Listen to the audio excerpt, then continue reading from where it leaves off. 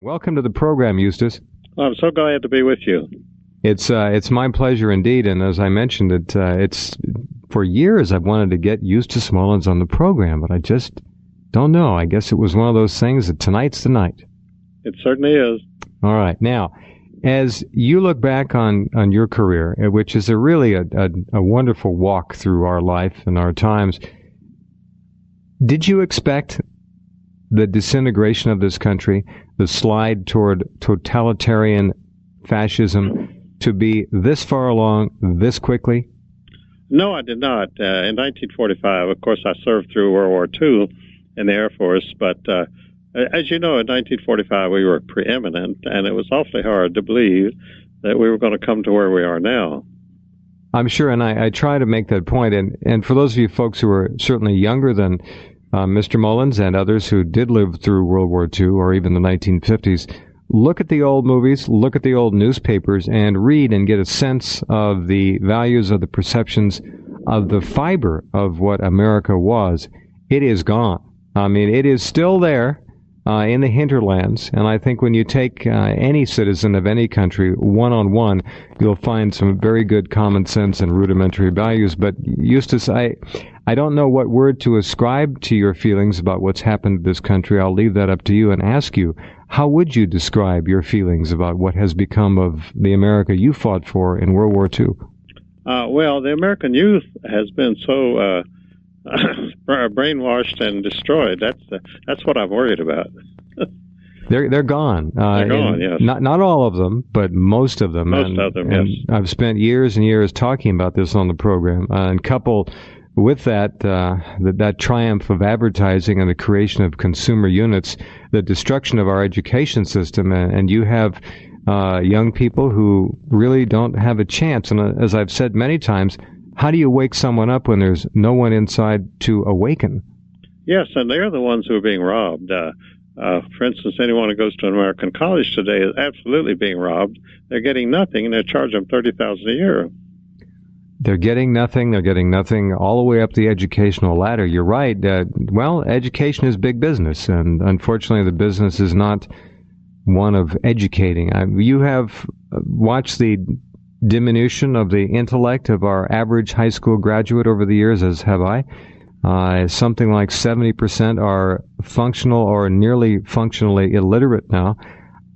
If you were king, Eustace Mullins, what would you do? Oh, I think I would declare a school holiday, and when they open the next Monday, everybody would get to work. I like that. All right, sounds like something Will Rogers might say. Well, it's like bank holiday that Roosevelt did. You know, we had a bank holiday, and then the banks reopened.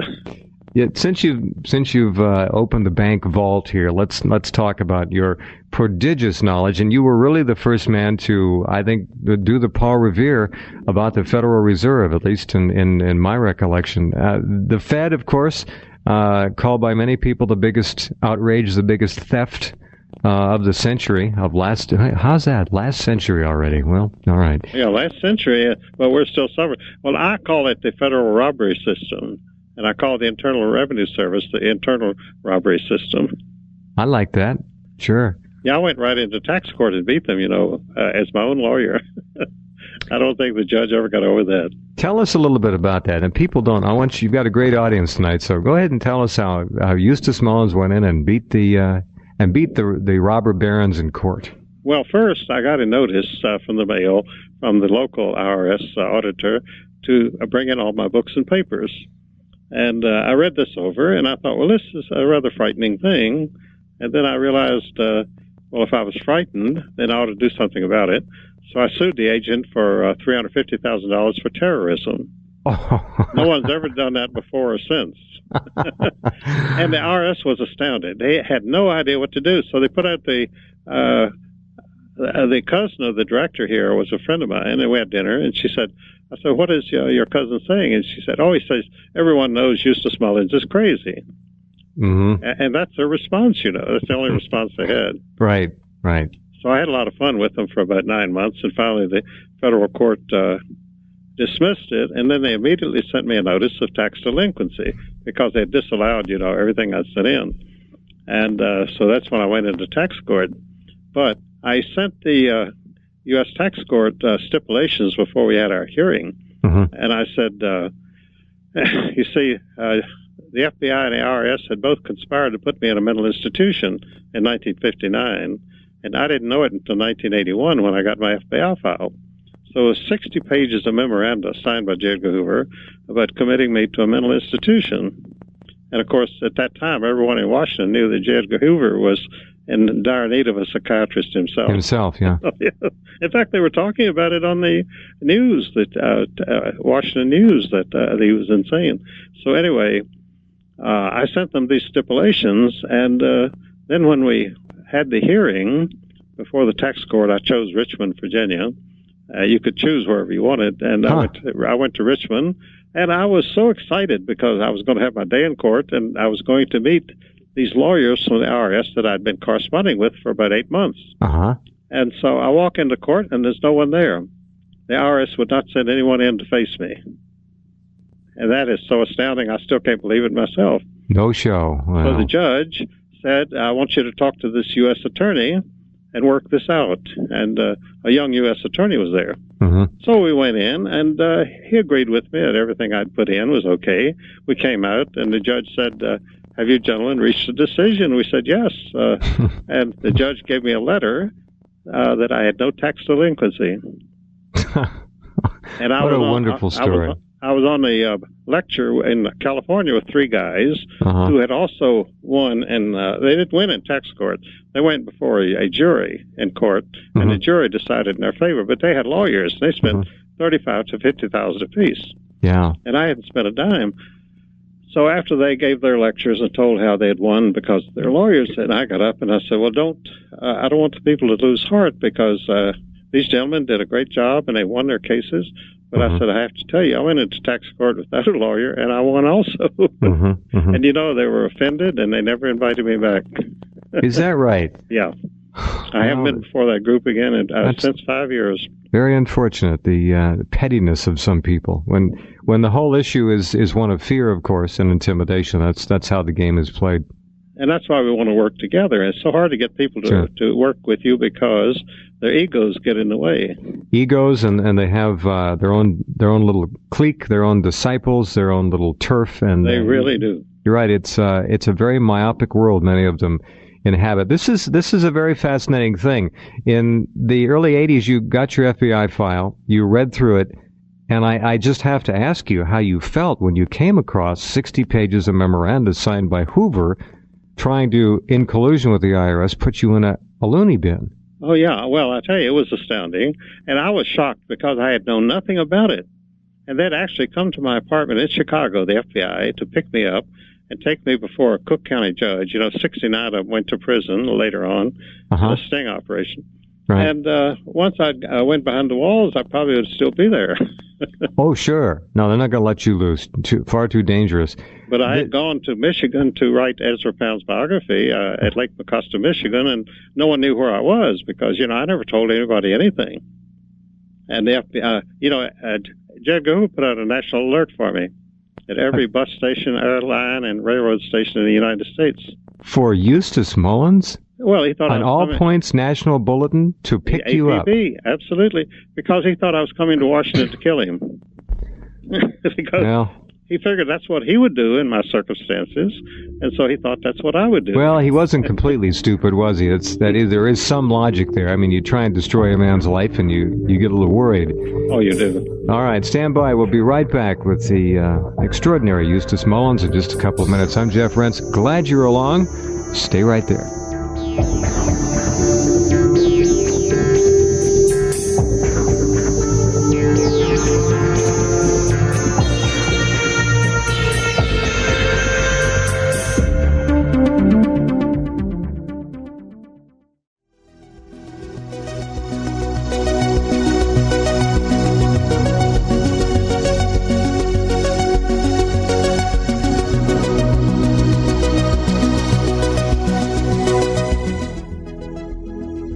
And now, the Jeff Rense program continues.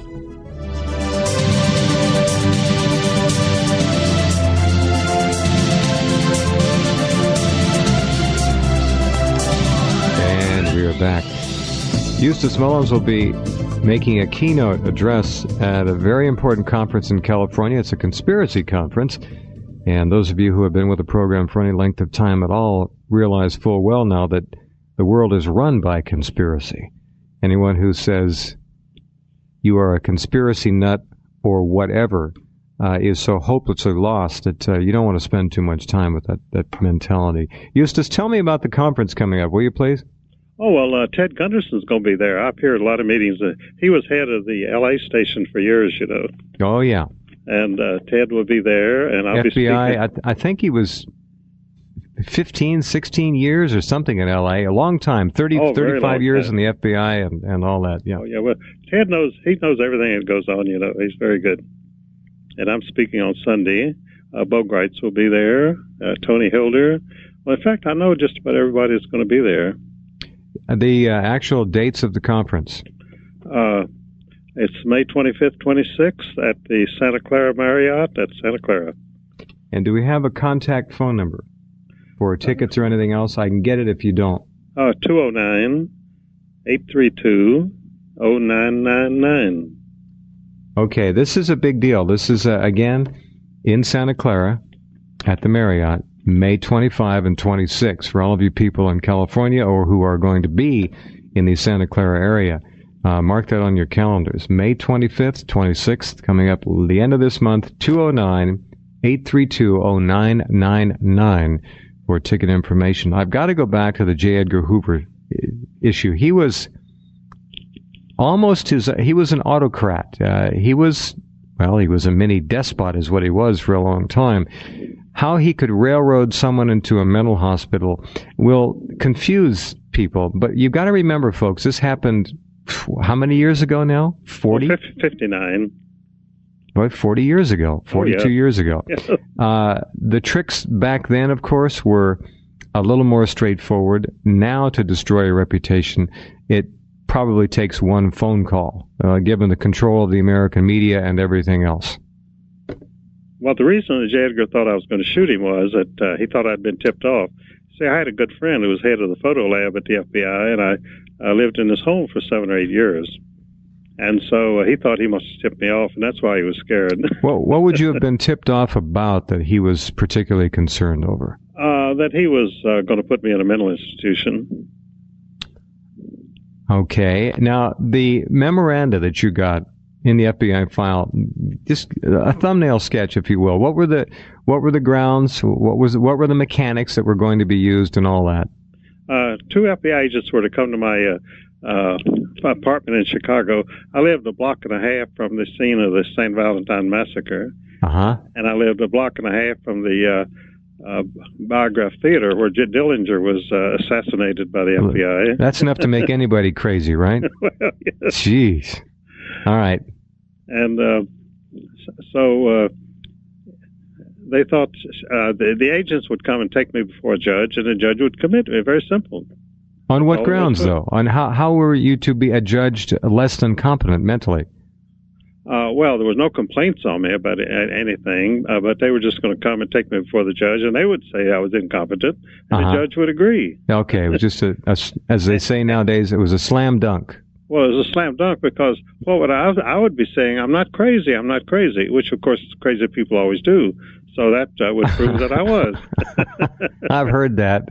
That's absolutely true. That's funny. And then you would have mentioned the Biograph Theater, and do you remember the Judge of St. Valentine? Yeah, never mind. Well, see, that's all paranoia, and that's all they need is paranoia, and you're gone. Wow. You know, I've said for years in my lectures that my definition of paranoia is a paranoid person is an American who hasn't been murdered yet. Now, that has a certain ring to it. I like that. By the way, the St. Valentine's Day Massacre, it's something that most younger listeners, and we have a lot of them, don't know much about. That was one of the classic moments in the gangster era of America. Yeah, it really was, because it was so cold-blooded, and these guys met in a garage, and then some people dressed in police uniforms came in and shot them in the back, and that was it. You know, I shouldn't say the gangster era in America as past tense. It's just changed a little. Well, you know, it was invented by Colonel McCormick, a stanch conservative who owned the Chicago Tribune. the reason the gangsters got powerful in Chicago was the circulation wars, and the Tribune and the Daily News were fighting each other, and they hired a lot of gangsters and thugs to beat up the delivery people and to trash their papers. I didn't know that. Oh, So yes. they were really threatening newspaper vendors on the corner and the whole thing. Oh, they even killed some of them. They beat them up and put a bomb in their newsstand and so forth. And no, this was before Prohibition, you see. Uh-huh. And so no, it was and then. Because of the circulation wars, the gangsters had gotten so much experience, from killing and so forth, that when the Prohibition came along, they were ready for the big time. How interesting. I We didn't owed know all that. to good old Colonel McCormick. That's fascinating. He doesn't even have a Sicilian ring to his name, does he? No. Well, he was just a millionaire that hired people to work for him. That's So. amazing story. Well, those days, those times, the stuff of myth nowadays and Hollywood legend. Speaking of Hollywood, we're going to a break in just a moment or two, but I'd like you to comment when we come back about the basic concept that Hollywood, for better or for worse, and capital W on the worse, has created much, if not most, of common and conversational American history through the Yes. movies. Certainly. The control over this country by Hollywood and the film industry is enormous. Did you see that coming as a young man, by the way, when you'd go to theaters and see these dramatizations and realize the impact they were having on the masses? Not at all. When I was a child, my father would take me to the movies, and we saw a serial called The Indians Are Coming, and it was very primitive, of course, in the early 20s, and it was about the Indians attacking the settlers. That was all the history that I got. Wow. All right. Stand by. We'll take our break and come right back with Eustace Mullins in just a couple minutes.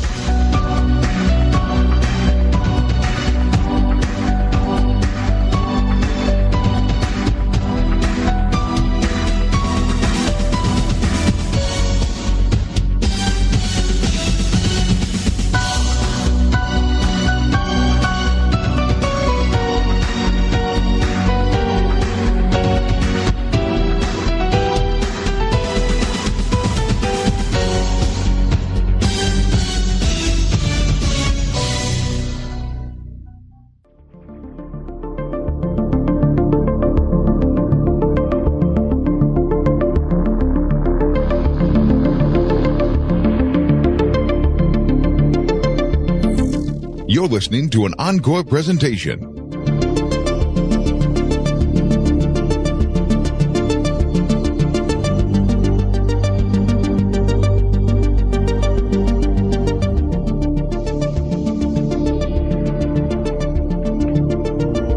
Okay, we're right back with Eustace Mullins, enjoying a wonderful look back at just a couple of the amazing things that have happened to him. And it's just not everybody that can claim that J. Edgar Hoover was obsessed enough with them to have tried to put them in a loony bin. That's remarkable. What happened in 81, I think it was, when you got the FBI file? Did you consider taking them to court and suing them for terrorism? That would terrorize me if I saw 60 pages of memoranda signed by the man himself. Well, what I did sue them, and for a violation of my rights and so forth. And I sued them for $50 million, and they wouldn't answer, so they let it default. And I didn't know it at that time, but that's the standard government thing on a suit like that. They won't answer. They let you go into default, and then figure out you can't do anything about it. So I entered, but I do my own legal work, and so I entered the default judgment with the federal court. It's still on the books. Wow. How do we collect, Eustace? Oh, I can collect any time. I was going to take the White House and then charge the president rent on it because I could do that. And I was going to get the Library of Congress, too, because that was my favorite place. I used to live there at one time. I think you ought to. Yeah, I moved in and stayed 6 months one time because it was a wonderful place at night. It was totally quiet and deserted. It was the safest place in Washington. Where did you sleep? There was a little music room down in the base, an auditorium. It was the Coolidge Auditorium. And I was related to the Coolidges very distantly. And so I had gone to concerts there, and I prowled around, and I found out there was this nice dressing room back in the back with a bed and a bath and a toilet and so forth. And so I was working at the library every day doing my research from 9 in the morning to 9 at night, and they closed. And so I realized one day I could just go ahead and go back in there and stay, and no one would ever bother me. And that's why I stayed there for 6 months. That's nice. Is that little room still there? Oh, yes. The auditorium it's the Elizabeth Sprague Coolidge Auditorium on the ground floor. They got the Lincoln bedroom in the White House, and I had the Coolidge Mullins Auditorium. Yeah, right there in the auditorium. I guess it'll be a shrine someday. I think we should at least put a plaque on the door. Well, Eustace slept here. Yeah. 6 months. 6 months. That's another wonderful little piece of history. But I only did it to save rent. I wasn't thinking of making it a historic place. Here's a man with a $50 million default judgment against the United States government for what it's worth. No, I got a second one. I sued them a second time for $35 million, and again they defaulted, and so I put that in the federal court records too. You see, with the default judgment, you go right to the clerk of the court. You don't go through a judge. So I filed my default judgment with the clerk of the court. They're both on the records. I refile them every year with the IRS. I file income tax every year, but I have claims for over $130 million against the government, and I have to keep them alive. I file every year. People always ask me, Eustace, do you file? I say, certainly. Do you think I want to lose my money? Oh, that's amazing. With interest and penalties? Interest and penalties. So really, I'm set for life. You're set for several lives. Yes, I think so. All right, let's come fast forward to this talk about craziness and loony bins. This world of these greed-mongering, ravenous, evil power brokers who are, of course, treating us like nothing more than digits in a computer. Let's go first to the Middle East, just because it's been at top of the news for weeks now. Give us Eustace Mullins' observations. What's going on there? What's going to happen in your best estimation? Well, right now, I think Washington is trying to figure out a way to dump Israel because they've gotten to be too dangerous for them, See, they were using the Israelis for years. The whole idea of setting up the State of Israel was so they could raise oil prices. And they've used the Israelis all along, and the Israelis have no idea of this. They think that they're fulfilling God's commandment, by settling there. Mm-hmm. And the people who settle there are Khazars, as Arthur Kessler pointed out in his book, The 13th Tribe. They have no relationship whatsoever to the ancient Hebrews or to God either. So who are the Semitic peoples? The Semitic peoples are actually us, we Americans. This is the new Israel here. And this was the religious faith of the United States for our first 100 years. We knew we were the people of the new Israel. Samuel Adams said, we have come to this continent to set up the new Israel. That was the slogan of the revolution. But you don't find that in the history books anymore. It was totally deleted after 1900. Talk about revisionism. Oh, that was revisionism. Yeah. So this whole thing is even more predicated on oil than most anyone who's not familiar with your works and maybe the works of a few others realizes. It has nothing to do with what we're commonly taught to believe. No, and the only columnist who's pointed this out is Chris Matthews. He had a column a couple of weeks ago in which he said this was the oil business, And as far as I know, no one else has the nerve to say that but him. Well, in your estimation, Eustace, is Israel running amok now, out of the control of That is the problem, you see. They've become dangerous. They're like a mad dog, and these people are going to dump them because, they can't take that. When you say mad dog, I think we have to elaborate on that a little bit. Israel, it's not that this is a small country. This is a country with the fourth or fifth largest nuclear arsenal on the planet. This is a country that has received from the United States taxpayers how much money, Eustace, in the last quarter century? Well, let's see. It runs about $20 billion a year. That's the total aggregate. The total aggregate it's that high. I've heard 6, but it is higher. No, it's 6 is a cash that we give them every year, but the military aid is even bigger than that. The military aid is about $8 billion a year. You see, it's all listed. It's an accounting thing. It's listed under so many different entries. You know where to look, you find it. Figure even if Eustace Mullins is half off, let's say it's $10 billion a year, just for conversation's sake, and multiply that by 25 years. That's a lot of money. If he's right at $20 billion, that's 25 times 20. That's approaching $500 billion. Lots to think about. We'll be right back.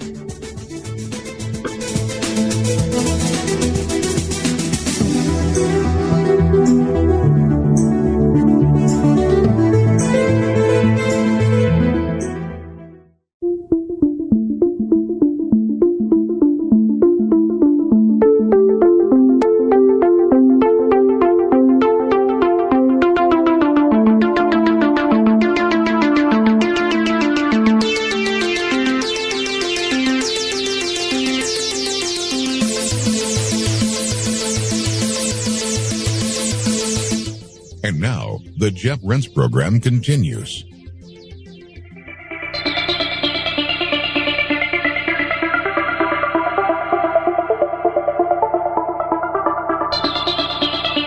Okay, let's get right back into it with Eustace Mullins. By the way, the Conspiracy Conference, the 25th and 26th in Santa Clara, can be accessed over the net at conspiracycon.com. conspiracycon.com. It's all there. And this is going to be a great roundtable of brilliant people and a remarkable insight into how this country of ours and the world is really being manipulated. So back to the Israeli issue, which continues to incite major emotion, of course, amongst people who have been attentive to the mainstream media for a long time. Did I phrase that right? Oh, yes, I think you did. Well, you know, it all started with Harry Truman. The reason that Truman beat Dewey was that Truman promised them he would recognize Israel if he was reelected. And that's why they had the last-minute television blitz. It was one of the first television blitzes, and they raised money and put Truman in. That did it, huh? That's why Dewey and the Republicans thought they had it won. They didn't know what was going on behind the scenes. They didn't recognize, apparently, the power of television, not to mention the backstage manipulations. Oh, absolutely. It was the backstage manipulations. Leon Kronheim, who is a liquor dealer in Washington, put up the money for Truman at the last minute, and that's what carried him through. And then Truman made his son a judge. Judge Kronheim, his son, became one of the top judges in D.C. Well, it is said that Truman made his own daughter a singer, too, so what... Well, there you are. No, this thing started with Truman, and when the other politicians realized what the Israelis could do for them, they jumped on board. Interesting. So that was the genesis of the amazing power, which has only accrued and compounded probably exponentially in the last 54, 55 years since the 48 election. Well, it has, because it gave them everything. You had the money and you had the media coverage. I mean, where else you will get a deal like that? And before I go any further, I want to put this on the table, and I've received a few emails. I would say the emails here in our Rense.com website inbox are running hundreds to one in favor of the broad-brushed approach I try to utilize in bringing as much news as I can from the various world media to all of the people out there listening. There are a few, of course, that throw the old hackneyed cliche of anti-Semite, which is, I think, finally at long last, beginning to run out of steam, Eustace. It has petered out, but it worked against me for years. When they heard I was going to be on a show or going to make a speech anywhere, they turned out their big guns, and a lot of times they succeeded. But it didn't bother me because I realized what was going on, and I think the tide has turned now.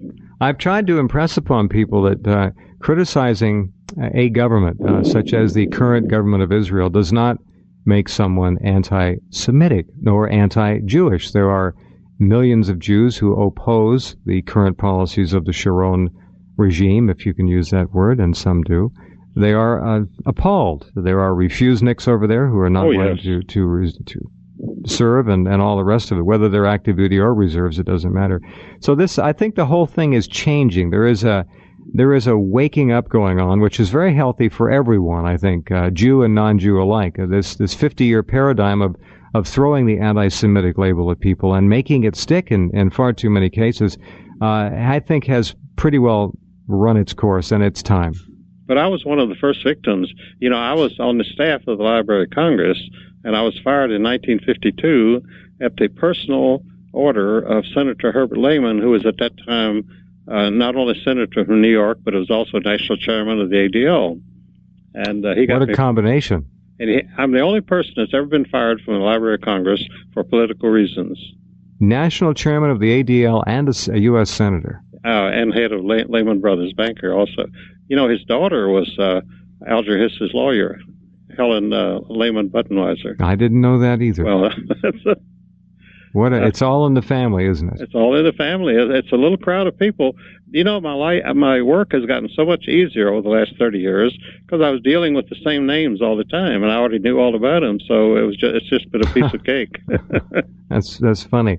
When one looks at the number of people in the current administration who are Jewish, some are Israeli connected, and so forth, and then one factors in the exposition of what is called the largest spy ring ever discovered in America, that being the Israeli Mossad spy ring in this country, one has to ask legitimate questions, honest questions about how much power, how much control over America, over the Congress, over the Senate, and over the administration that the Israeli interests now wield. Do you have any way to quantify that? Can you? Oh, they wield a lot. I just saw Richard Pearl, who's one of the leaders.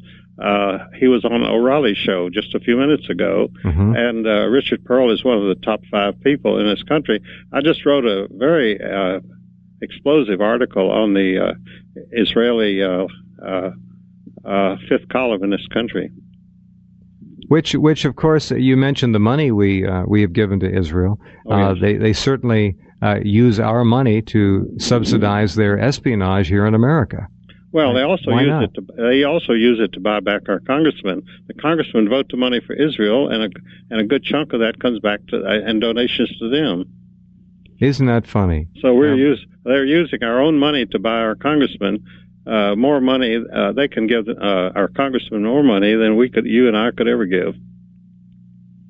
Well, no one can say they're stupid. No, they certainly are not. Well, they understand the playing field and they know how to run the show. But interestingly enough, they have all this power, but time has run out for them. And as I say, everybody in Washington right now is wondering how we're going to dump these people.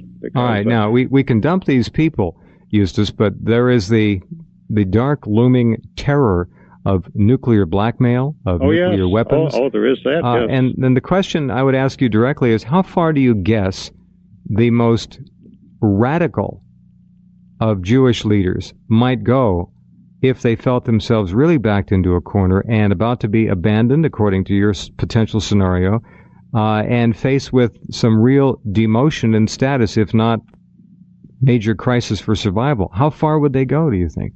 Well, I don't think too far, because you see, Masada was one of the great legends of the early Jewish people in the Middle East, and they committed suicide. Right. And Masada is still an important holiday among the Jewish people, but they realized that didn't work, so they never tried that again. And I don't think these people are that suicidal.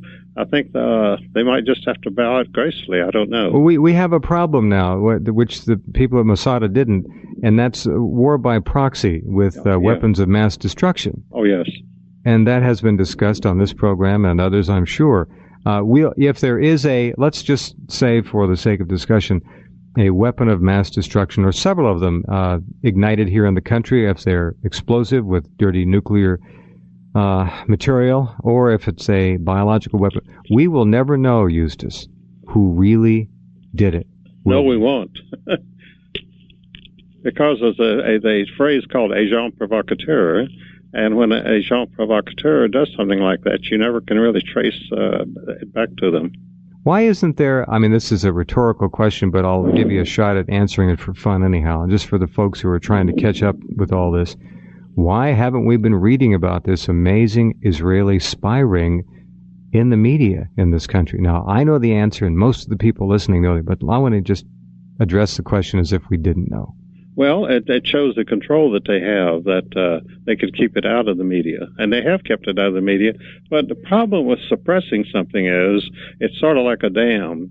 You can hold the water back for a certain amount of time, and then it starts to leak.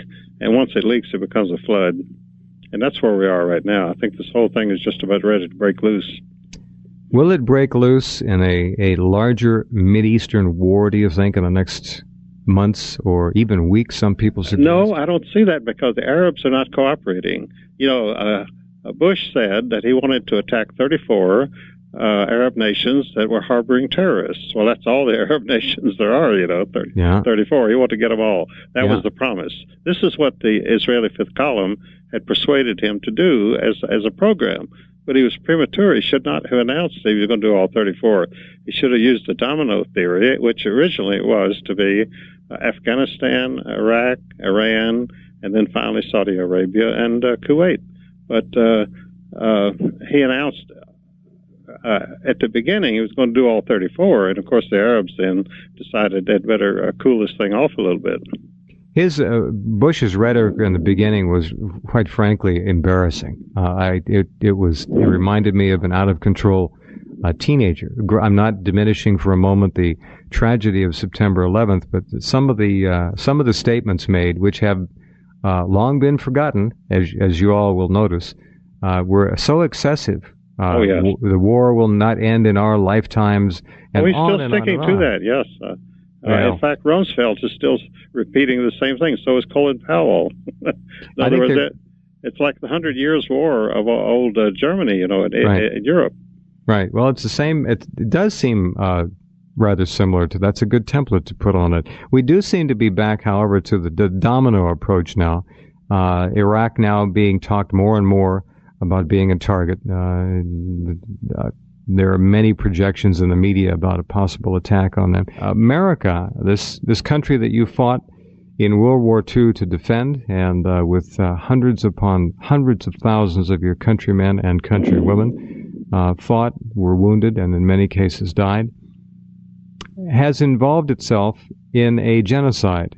Not just one, but the one I'm going to talk about for a moment or two here is that which we have presided upon in the country of Iraq. As you well know, over the past 10, 11 years, we have, through our embargo, literally put to death over 1 million people, the majority of which were children and young people, and they certainly were all non-combatants in the traditional sense of the word. How is it that something like this, Eustace, can actually occur in a world that is supposed to be evolving? It clearly isn't evolving, and I'm very concerned about its very future. How do you feel about that? Well, the Gulf War, which we thought would depose Saddam Hussein, and the elder President Bush called him the new Hitler, and actually it kept him in power, just like Bay of Pigs and the CIA kept Castro in power in Cuba when he was due to collapse. So we actually go in and save these people, these dictators that we want to keep.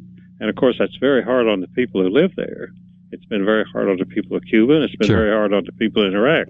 But Saddam Hussein is the beneficiary of all this. He's not a victim.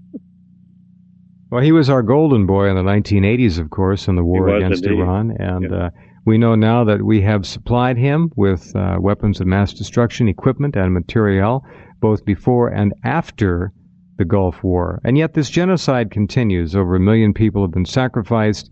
I don't think that this country has a much darker moment to consider in the last half century than the intentional slaughter of 1 million people. Well, it's almost been totally suppressed in this country. It's very rarely mentioned, It's not mentioned essentially at all. Yes. If we invade Iraq and Saddam Hussein uses, or maybe he doesn't use them, but if weapons of mass destruction, let's say a vial of a a deadly pathogen is used against the invading armies of Britain and America. The word from Washington is that we will use nuclear weapons in retaliation. Oh yes. Now this is clearly a setup from the word go. I mean, we're not going to know who used what weapon, when, or where. We just can't know it. So it seems that the threat of nuclear weapons is profound. It's immediate. And would it surprise you if they're used? No, because this is not war games. Whatever they've decided to do, they've already decided to do it. And I don't know what anybody could do about it.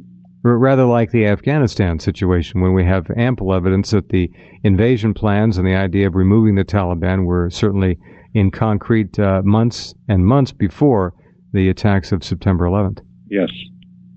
Because the Taliban wouldn't play ball with the oil companies. For one reason or another. And the dope traffic apparently had something to do with it also. Well, the Taliban reduced it by 90% or thereabout, and you don't want to do that with opium. Now, of course, to no one's surprise, the opium crop is said to be back up to near record or at record, all-time record levels this year, just a few months after the eviction of the Taliban. Yes. So that shows what they're really fighting for. Sounds like Vietnam. Oh, yes. Well, Roosevelt started the Vietnam War because Ho Chi Minh was his top agent in Southeast Asia. And, of course, the Delano fortune came from his grandfather, Warren Delano, who in the Hong Kong opium trade.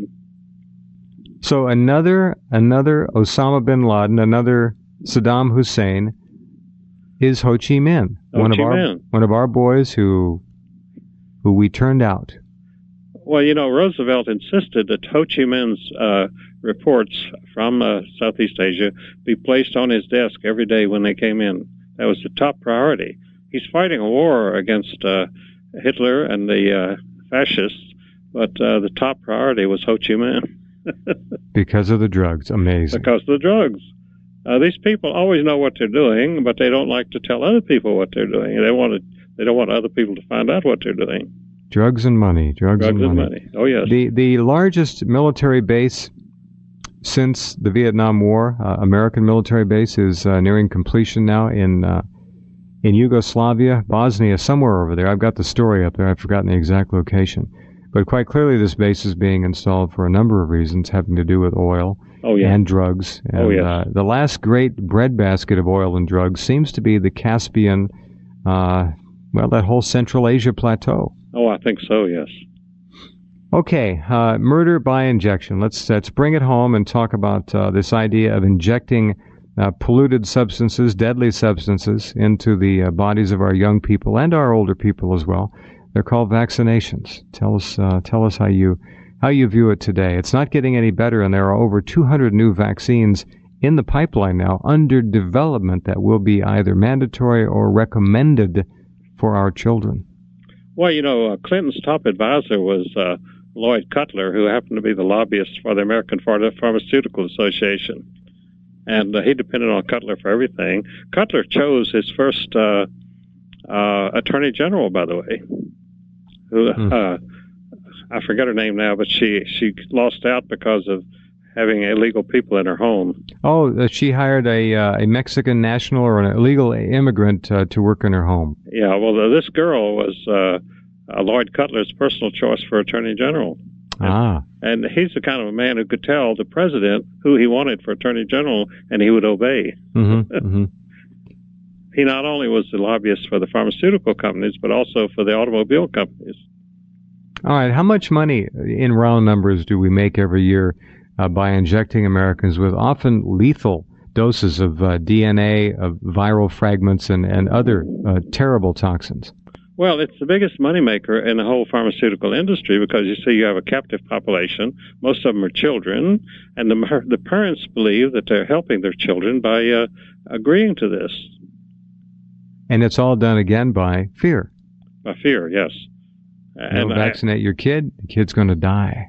That's the implied message. Well, it is. When my book Murder by Injection came out, there was a lawyer in Jacksonville, Florida, who had a talk show every day, and he went on his radio program denouncing me and saying I was murdering children by circulating this book. He said, well, Eustace Mullins murders children. Yeah, I've heard that ludicrous argument before, and it's amazing when people just do a little bit of research how the truth comes roaring into their faces. Oh, yeah, certainly. It's frightful. So in the book, Murder by Injection, some of the key, and this book is available in many locations, so it sells all the time. Anything you want to mention for the book in specific, Eustace, for people out there who are struggling with this right now, who get that notice from the school district saying your child must be vaccinated or he or she cannot attend? Well, they ought to know who it's coming from. It's coming from John D. Rockefeller.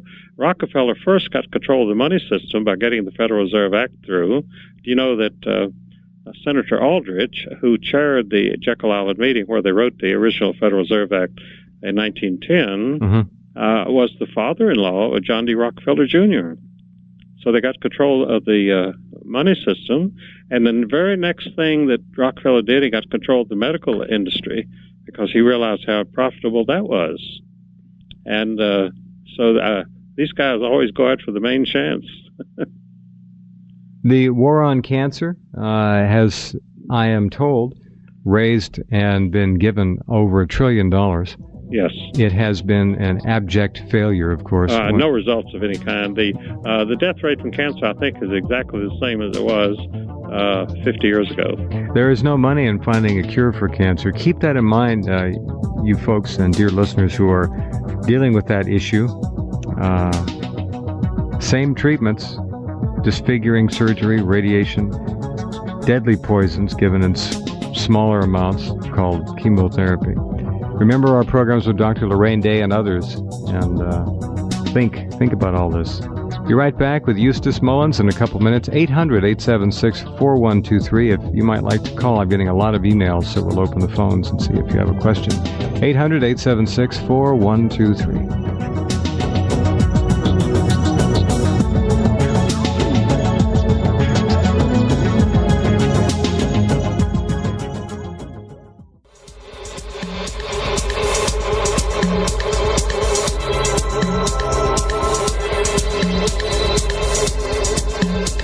And right back with Eustace Mullins.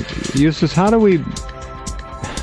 Boy, this is a toughie, because I personally don't see any way to do it, but maybe you've got a better insight than I. And I would think after all of your service to this country in terms of bringing information forward, you certainly must. How do we break the hold, which is now cradle to grave and includes the literal programming and mind control, the brainwashing of generation? We're into our second generation plus of total mind control, which is brought about, of course, through television, the popular culture, and the mass media. How do you break that? Again, I go back to what I said. How do we wake people up who are just not there? Well, there is a reaction going on. Now, the health movement in this country is one of the healthiest things that I see going on, because as people get a better diet and stay away from fluoridated water and so forth, and the mercury fillings in the teeth, they begin to recover their health, and they begin to think more logically. They're no longer drugged to the point of insensibility. So there's a lot going on right now. There is an educational tool, the likes of which the world has not seen, at least this time around. Yes. It's called the Internet. Oh, yes. The greatest thing ever happened. It has to... I have a theory on what they are trying to do. They realized, I think, several years ago, maybe even longer, that they couldn't control it. There's no way they can control it. So what they're, I think, doing, Eustace, and maybe you can correct me if I'm way off base on this, but they are flooding the net with operatives, with assets, who are continuing to create as much noise and diffusion as they possibly can to keep people off focus. It's not working, but it is confusing. Oh, it is confusing, and you're right. That's the only tactic they have. The first weapon they used against the Internet was child pornography, and they actually got Congress to pass a law against it. But the Supreme Court threw it out, and so that didn't work, so they have to try other things. So you can trace that back, in your view, to an intentional effort to just trash the Internet by flooding it with smut. Oh, absolutely, because that way they could discredit the information that the internet was holding. A vast cesspool of porn, of violence, of crime. Why haven't we seen, and the answer is obvious, and many people say, well, how do you get porn off the net? You create a second internet entirely for porn. Pornography is the number one website destination on the internet, so you simply have an Internet 1, Internet 2, and you keep all porn off 2, or whatever. That's the answer, but it's not going to happen because of the intent with which pornography is being infused into the entire system. Yes, because before the internet, pornography was a separate operation of its own. Movies, books, everything, pornography, that was simply a business. Right. And it had nothing to do with anything else. So what they did, they interjected the internet with pornography to try to mess up the whole thing, but it just didn't work. There's still a lot of talk about terror attacks here, not a question of if, but a question of when. And when that talk comes from the higher officials in the elected government in Washington, I think you and I and many of our listeners realize that they, in many cases, know a little bit more than they're talking about. The foreknowledge indications of the September 11th attacks are at this point more than formidable. Your views? Oh, there's no question about that. And what I'm afraid of is that as they keep talking about terror attacks, in order to keep up the war on terrorism, they're absolutely obligated to have another terror attack in the United States to keep obligated. They're obligated, absolutely. Sure. If you've got a program, you cannot watch your program collapse in front of your eyes. You got to do something to keep it going. Was not, in your view, and it is mine, that the Oklahoma City bombing was a prelude to this, perhaps not a dress rehearsal, but an initial trial balloon to see how it would work, to measure it, to study it, and all the rest of it? Oh, absolutely. That's why they picked Oklahoma City. They weren't going to blow up a government building in Washington because they don't blow up their own office, Mm-hmm. But Oklahoma City was perfect. It was far enough away that there was no way they would have any damage. And, of course, they had most of the people stay home that day, too, the ATF and those at the FBI. The latest on the anthrax continues to be, it was an American biological, and there are 2 or 3 people who are being mentioned as having complicity in the potential spread of it, but it clearly was not an Arab issue. It was a domestic issue. Well, I wrote an article about that called Anthrax is as American as Apple Pie. Mm-hmm. That came out in October. Mm-hmm. And I traced the whole thing back to James Conant, president of Harvard, a chemist, who was hired by Winston Churchill to develop the anthrax bomb so that they could exterminate everybody in Germany. Mm-hmm. And once I got that article out, the noise about anthrax dropped about 90%. It was a very safe and a very, I think, manageable kind of thing to do. We did lose 5 or 6 people, sad to say, but a very self-limiting kind of a biological weapon. If it were released by terrorists, there certainly would have been a follow-up and so on and so forth. We have to keep that in mind. September 11th happened, and that was it, at least in terms of the alleged perpetrators, the Arabs. And then we had the anthrax issue, which, as you just said, is an American homegrown.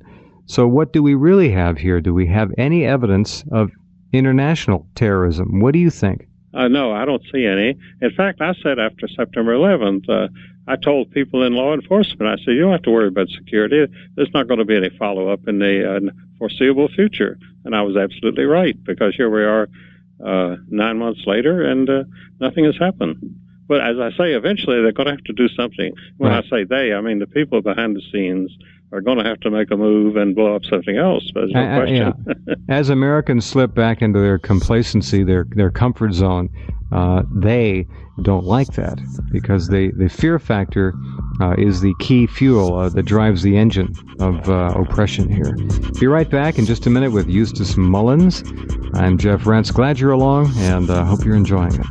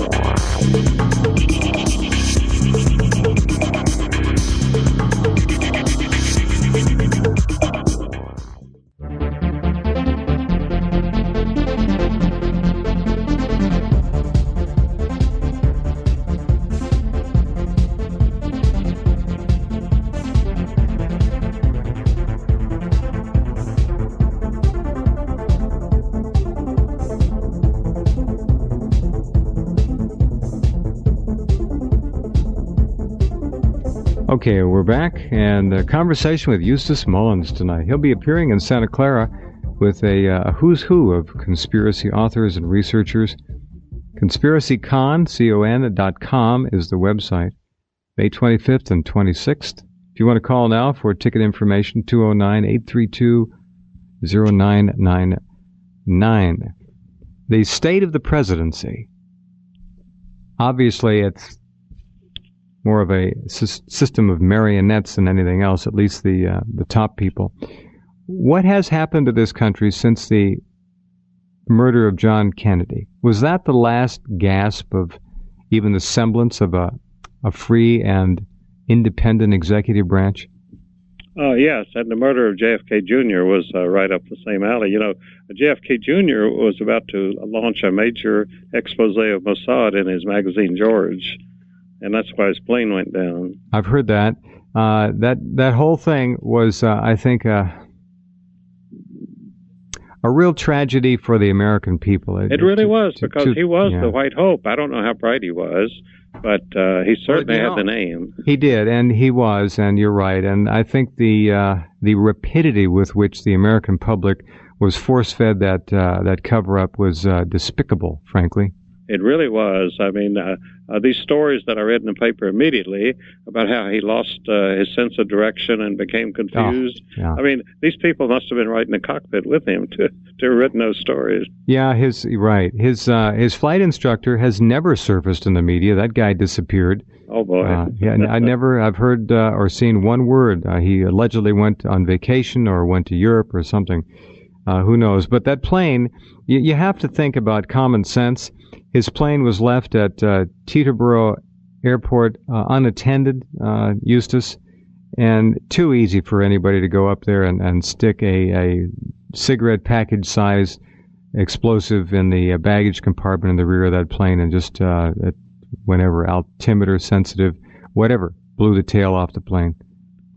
Oh, I did that because I vacation in Martha's Vineyard every year, and a friend of mine that lives up there that I stay with, he sent me an article from the Vineyard Gazette, which is one of the two newspapers on Martha's Vineyard, in which a lawyer in a rowboat saw the plane explode, and the Vineyard Gazette printed his story. Mm-hmm. Now, this was the most important news story of the year.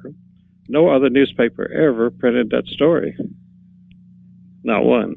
I wonder what happened to the lawyer. Well, I haven't heard any more about him. Probably got a phone call or a visit real quick. I think so. Wow, I hadn't heard that. When I heard of the people on the beach seeing the flash, I've heard a couple of people hearing the blast. Oh yes. Yeah. Well, clearly, was he about to announce for the New York senatorial seat, or was he being considered for the vice presidential nomination? Oh, I haven't heard of any vice president. I think he was coming out for president. He was going straight for it. Go straight. Well, I think that's why he waited all the time. That's why he never piddled around with any party politics or anything like that. Because when he came in, he would come in at the top. After all, he lived in the White House, which you own. Oh yes. Don't forget that. Yes. And I think without any question in my mind, he could have and would have succeeded had it been a reasonable and fair set of circumstances. Oh, yes. Well, he was a nice-looking guy, and I think he would have been all right.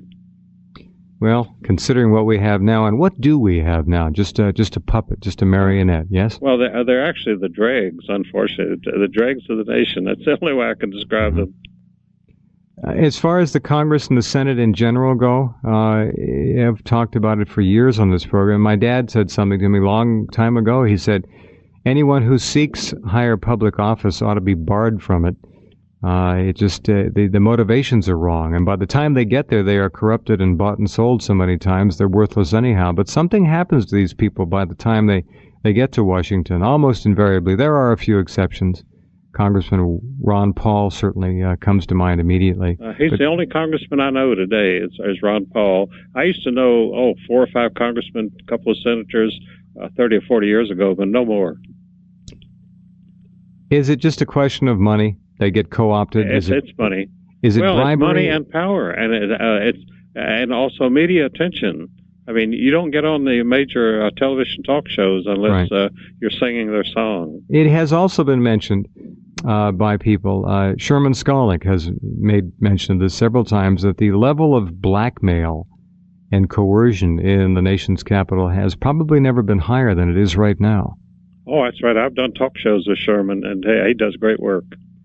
I'm amazed the guy's still alive. Of course, he's in a wheelchair, and I guess they just haven't done anything with him.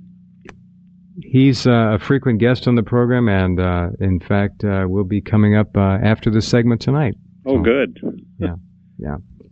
Okay, we've covered a lot of ground. Many of your works are available, and I want to kind of just turn it over to you. And what would you like to talk about for our remaining time here in this hour? Well, I hit the highlights about the fact that everybody in Washington is trying to figure out a way to dump Israel right now. That is the number one program. And second, the people behind the scenes have got to perpetrate some new atrocity in this country in order to keep their program going. I mean, everybody's fed up with the war on terrorism. And the only way they can renew it is with a good spark. And Well, we haven't caught many terrorists, have we? We've got a few people in jail in Guantanamo. We killed 5,000 or 6,000 Afghan civilians en route to maybe who knows how many hundreds or 1,000 or two of various Taliban and Al-Qaeda fighters and others, tribal war. But what have we really to show for it beside a new pipeline negotiation? Well, there was a headline on TV tonight. Is the war on terror losing its focus? Well, it never had any focus. What focus? To begin with. Yeah, there was no focus. And is it true that Osama is vacationing at the ranch in Crawford, Texas? Well, that's really the best place for him, frankly, if he wants to be safe. And Mullah Omar, remember him, folks? Whatever happened to him? All right, you notice that U.S. troops are now engaged in Afghanistan and in Pakistan on the ground, allegedly chasing Al-Qaeda fighters in Pakistan. Musharraf's victory today, he claims 97.5% of a remarkably high turnout at the polls. Of course, the cries of fraud and foul are running louder than his cries of victory right now in Pakistan, a much troubled country. We'll be right back with Eustace Mullins in just a minute.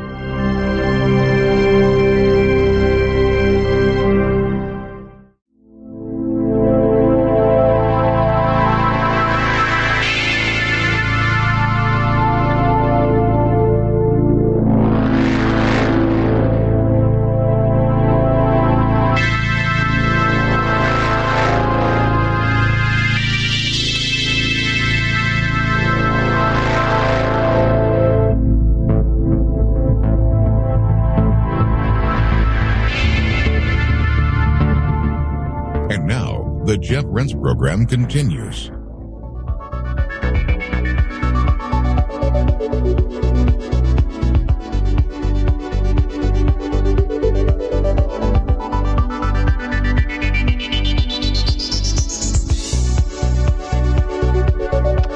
Okay, and right back with Eustace Mullins. I should take a moment here to thank a lot of our Jewish listeners and site visitors who have sent emails thanking us for the effort to cover the issue from their perspective, which is one of non-support of the current administration in Israel. And we've tried to cover both sides. We'll be putting stories up as we continue to get them. But generally speaking, the reaction in the world's press has been about 90% against what has been going on in the Middle East, and we report that as we get it. We'll continue to watch it as we were. You know, this whole September 11th tragedy, Eustace, I posted a list of, I forget how many questions, 500 questions or something, at the website. You've probably seen that list as well. There's some outstanding questions in there. But one of the interesting little parts of this story, which has not received much attention, and I believe was only mentioned for the first day or two, had to do with the reported threat that the Secret Service received at the White House the morning of the attacks, which made it quite clear that somebody somewhere had access to the ultra top secret information and telephone numbers accessing the data for our nuclear weapons arsenal. The codes, the daily codes, which are changed every day, Mike. were given over the phone in a threatening phone call to the Secret Service. That part of the story has gotten scant coverage. One of the biggest parts of it, in my opinion, of all. Oh, it certainly is. That's extreme. The American people should know that. But they don't. No, they don't. That's probably why Bush was hustled to the nuclear bunker. Cheney was put in cold storage, safe storage, because that call had to shake up the chain of command from the top to the bottom. Well, it did, but there was a precedent for that. You remember that the elder President Bush, when the Israelis demanded an extra $10 billion from him while he was president. Oh, yeah. And he refused, and they called, and he was denounced in the Knesset in Tel Aviv as the new Hitler. And so... oh, really? Oh, yeah. So the Israelis are not happy about the Bush family at all. And I was told that a rogue element in Mossad actually did intend to take out Bush during this September 11th operation. That's why he went on a lam. A decapitation. Oh, yes. Well, it's not over yet. And, no, it's not. He's sitting on that 20-year White House jinx, too, which... Oh, he is. I saw him on TV the other night, and he looked older than his father. I was shocked. And I think that since a couple of days since, they put on some makeup. But he actually looked horrible there one day when I saw him, about 3 days ago. I wouldn't want to be there now. No. I hate... He is on the hot seat, there's no question about it. Yeah, I hate to say it, but yeah, hot seat. I would go a step further and suggest that to many people he is expendable. And he's always been expendable. It might, totally expendable, and it might serve the purpose of really driving the fear factor home to the core in the American media-controlled monopoly here. Oh, yes. Well, the fact that Cheney is his vice president, who would then replace him instantly, and what do we got? Was on Halliburton, and who was running Halliburton was Lord Clitheroe of London, and Lord Clitheroe was the chief Rothschild agent. Clitheroe was the chairman of RTZ Zinc for 24 years, which is the principal Rothschild company, Rio Tinto Zinc. Wow. So you see, Halliburton was run by Lord Clitheroe, and Cheney was his man. And so if Cheney became president, Lord Clitheroe and the Rothschilds would have a total control over him. Though even a cursory examination of the September 11th attacks with the alleged terrorist hijackers the night before out in public making an ostentatious spectacle of themselves. Oh, yes. Leaving debris around in suitcases and this passport diaries and everything else. Oh, come on. It's really what it is. It's third-rate Hollywood screenplay fiction. It is indeed, yes. It's what the old Republic company, the Great B movies, used to do. Sure. John Wayne would have been in it somewhere. Oh, yes. The Republic used to grind them out. Oh, it did. Okay, we have September 11th in the books. I hate to put you on the spot here, but would it surprise you if there was a major tragedy in the White House at some point in the near future? Well, I think it's almost inevitable. I'm not being pessimistic, but right. I feel like that they've got to make a move very soon to keep control of the situation. Dirty nuclear weapons? Oh, that could be it. I think they're a little hesitant about that because the results are too uncontrollable. The real giveaway, was it not, Eustace, the complete lack of follow-up terror attacks? Wasn't that? Absolutely. And I knew that there would be none. I just knew it. So I told people that. I told them very frankly. I said, don't be worried. Everything is over for the time being. The corporate state of health in America is so bad right now. Oh, and it yet is. There is this silly optimism that the fakirs keep pumping up, saying that the economy is in good shape. America is in dire straits. The corporate profits reports are apparently as dismal as they've ever been. The leading telecoms are all in great trouble to one degree or another, borrowing billions and billions of dollars just to meet cash flow and expenses, not capital improvements. People talk about a crash. They have forever since 29. They've talked about another crash. I don't think we'll see a total crash here, but would you expect to see some kind of a major economic seizure soon? Oh, I certainly would. For 30 years, whenever I gave a lecture, the first question was always asked at question and answer periods, when is the crash coming? Because that's what people expect. But right now, there is not going to be a crash, but the recovery is not going to happen either. So we're sort of in limbo right now. Mm-hmm. What about the concept of factions within the government fighting for power, vying against each other? I've always doubted those stories. I don't believe a word of it, frankly. Mm-hmm. I don't think there's any factions in the government fighting about anything. I think that the agenda is pretty well known, and the people go along with it. All right. I want to wind up with what I started earlier. I wanted to get back to this, and that has to do with Hollywood and its control over the American mind, the American imagination, the American psyche with its films. Is this the foremost weapon, perhaps, of the degradation of our once reasonably robust social fabric here?